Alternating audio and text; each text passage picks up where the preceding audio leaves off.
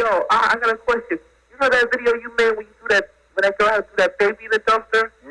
What inspired you to make that song in that video? You are now watching the one and only Premium Culture Network. Life is lyrical.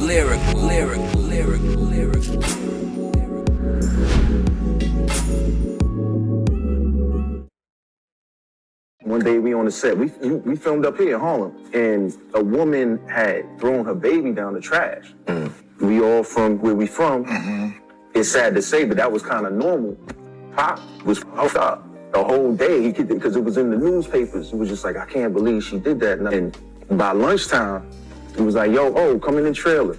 And he started spitting his rhyme for me. 6 months later, his album come out. Brenda's Got a Baby. My mind was blown because I wasn't even present enough and aware enough to know what was happening. That's when I knew his greatness. And that happened on the set of Juice? On the set of Juice. Welcome to another edition of Life is Lyrical. This is Kev. We're about to break down the full story, the real tragic story of the young woman who inspired Tupac to write Brenda's Got a Baby. There are variations between Tupac's song and the real story, which was by design. He changed it up a little bit. Look, I'm gonna need y'all to press like for this one, man, please. And if you feel this story, please feel free to subscribe. First video LP phone call, and let's see who is on the line. Hello, welcome to the show. What's your name? What's up, Tupac? What's up, man?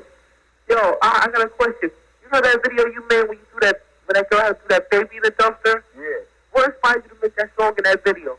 I was reading New York Post when I was doing the movie Juice, and it was this story. It started out to be this big story about this family who died because they didn't have heat and they left the gas on. Everybody died except for this girl. When Brenda was 4 years old, her entire family of 5, consisting of her mother, brothers, and great aunt, were killed by carbon monoxide poisoning from a gas stove that they were using to keep warm. This occurred when the pilot went out, and the only reason why Brenda survived, authorities believe, because she was in a section of the apartment that contained an air pocket. Brenda would now be sent to live with another great aunt who was known by neighbors to have incest within her family. It was also known that her first child's father was from her first cousin, and sure enough, at age 12 years old, Brenda would end up being pregnant from one of her aunt's sons, Clarence, who was a former high school basketball star turned drug addict. During this time, it was unfortunately common for young women in the projects who had been sexually abused to dump their babies in the trash can, especially when they were too young and scared to comprehend the severity of the situation. After all, at the age of 12,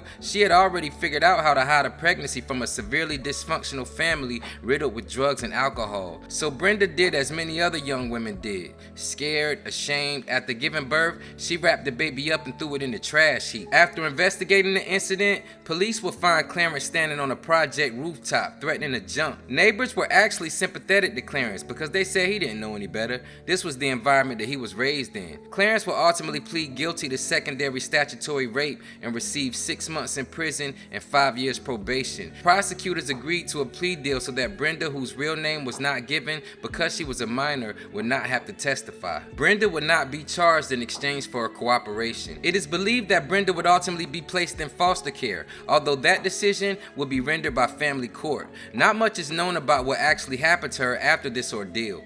Tupac fictionalized the rest of the story by adding the part about her succumbing to prostitution and ultimately being slain. But what he was really doing is foreshadowing an ending that unfortunately happened and is still happening to so many young black women.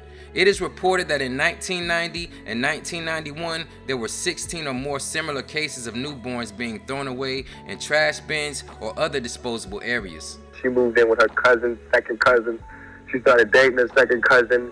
He got her pregnant. Nobody noticed she was pregnant. I was like, dang. And it was over a week. But the story kept getting smaller, smaller, and smaller. And I was like, this is like very important, more important than Juice. To me, it was a bigger story than Juice. And right now, nobody talks about that. No young black males, no black males talk about black females like we should. We need to take more responsibility for our sisters because if we don't, who will? We need to take more responsibility for our sisters because if we don't, who will?